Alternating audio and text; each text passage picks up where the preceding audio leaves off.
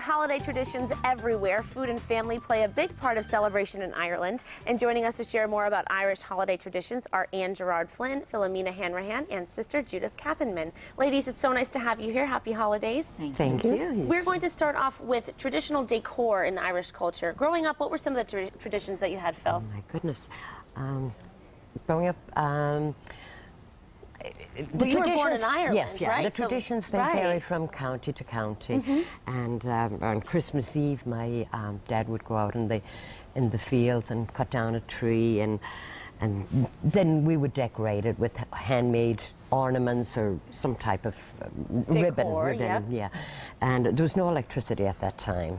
And so then after the tree came in, we would get ready for the evening. As darkness fell, we would we would put candles on the window. And this is Christmas Eve that you do this? Okay, yes.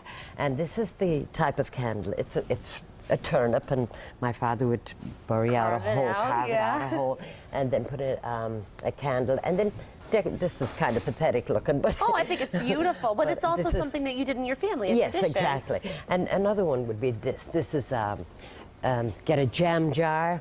Yep. And it's filled with sand, and just put the so something very simple. You don't have to carving necessary. No, nothing in that. Just just very simple. Just the sand, yes. And this is something in Irish culture that's very, very traditional, is to have the red candle. Yes, and like I said, there was no electricity at that time. So that's right. Of course, you need light, right? Yes, now that's something that, along with with holiday decor in Irish culture. But of course, in every culture, in every family, there's the food that comes out every year. What are some of the foods that are traditionally on your table? Yes, Sister Judy and I are co-editors of a book that just came out called The Irish Legacy, A History of the Irish in Western Massachusetts. And there's an award-winning Irish soda bread recipe from Tracy Trial in Holyoke, her Nanny Ellie's soda bread recipe. So I made a soda bread recipe with the caraway seeds, which is traditional, even though Irish soda bread is sometimes associated with St. Patrick's Day. It's eaten year-round, and it is part of the Christmas tradition. It's very easy to make. You don't need yeast to make it.